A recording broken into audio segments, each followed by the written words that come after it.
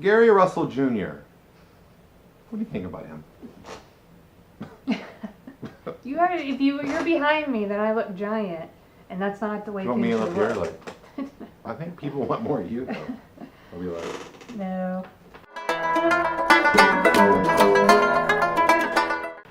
Gary Russell Jr. fought Jo Jo Diaz. And basically, that's how... No. I felt like the fight was... I was entertained by it to like a modest degree. We were excited about the fight, and then when the fight started... It looked like it was going to be good. Yeah. And I thought, I was like, oh, Russell's going to just... dominate. And then here walk comes through this JoJo guy. with the body punches. Round 2. You're like, yeah, he's kind of like, bodying it up. changed. And And then rounds 3 through 12.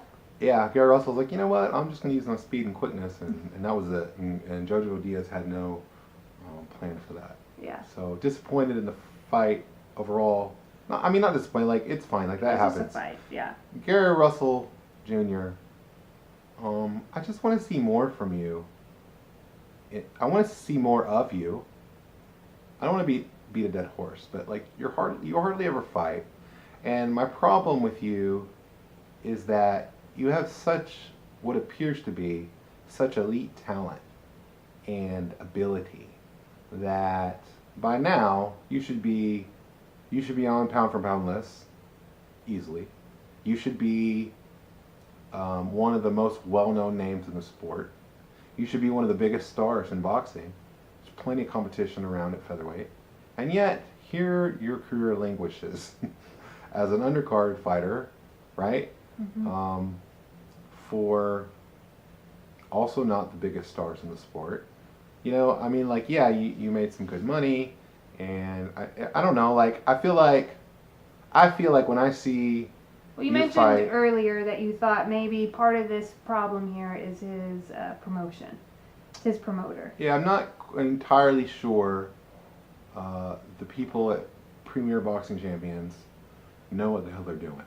Now, while I'll say that, and also say, while they're figuring it out, they're putting on a lot of good fights. So I'm fine with it, whatever. Yeah. But they're not putting on enough good Gary Russell Jr. fights, because I feel like Gary Russell Jr., if we just talk about PZBC for a second, Gary Russell Jr., I'll put my hand up in this thing.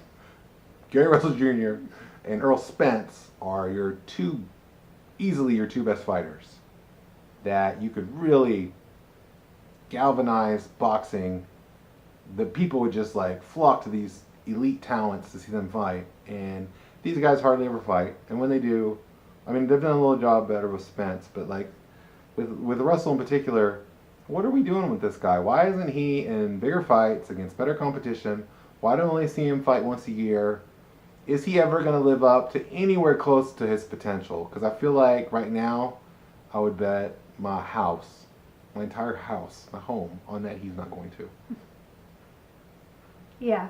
And so maybe we could look to his post-fight interview last night for some answers to these questions. What did you see there, Rachel? Well, what I saw there is, do I remember that guy's name who interviewed him? Jim Gray? No. The guy that is the Custer? Oh, Ryan Custer? Yeah. Great guy. He interviewed him and asked him a question somewhere along the lines of, so fans really want to see you fight more often. Fight 2 to 3 times a year. Yeah. What do you have to say about that? And basically, what I heard, I can't pull a quote for you, but what I heard was Gary Russell Jr. be like, He's like, you know what? I hurt my hand. My hands hurt again, and yeah, I gotta take care of myself, so I just fight when I can. And, fine. That's the fighter you want to be. So I hear that, but then I immediately hear, or not maybe immediately, somewhere also in that interview I hear, I am so great. I'm the greatest fighter. Where he talks about himself as as if he's some big superstar. Here's my belt, and I'm just awesome. And I'm like, wait a minute.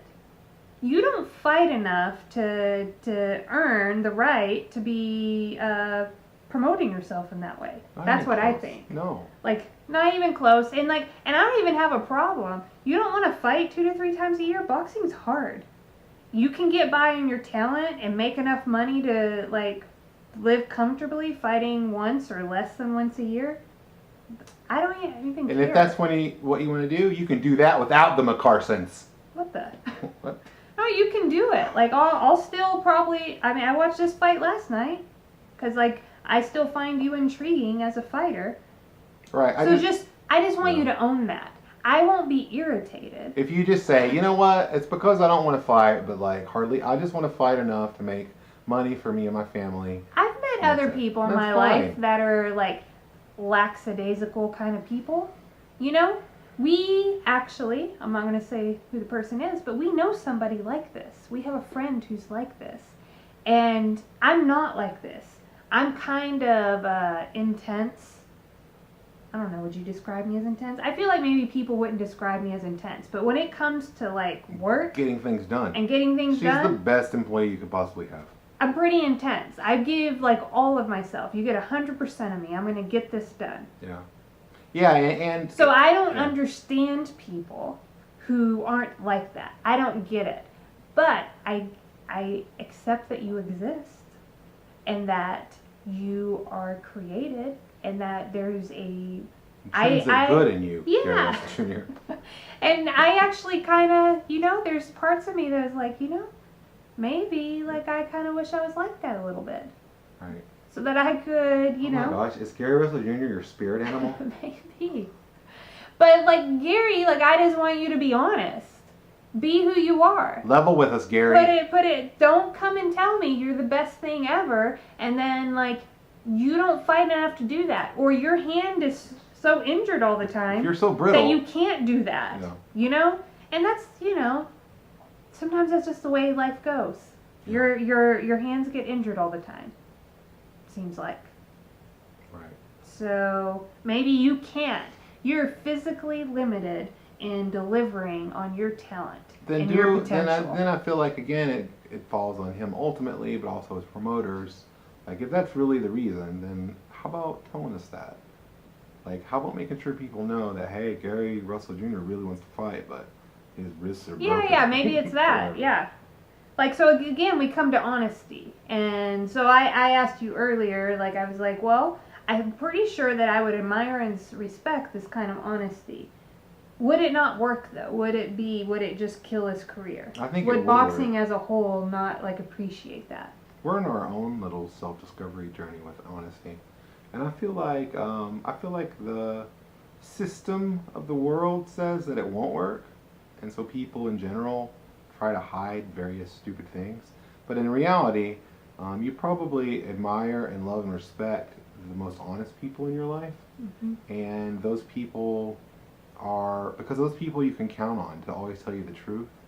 And so in general, I think that he would gain a lot of respect if he would just level with us about what he sees his career as. Yeah. Now maybe he is just dumb, or maybe he just doesn't. I don't know. Like maybe he doesn't know.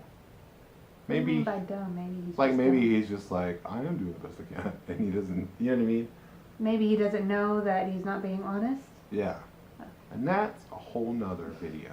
Sometimes you don't know. Yeah. I've done That makes sense. Here's what I want to see then. I like in a perfect, not a perfect world, just like a step up. Here's what I want to see.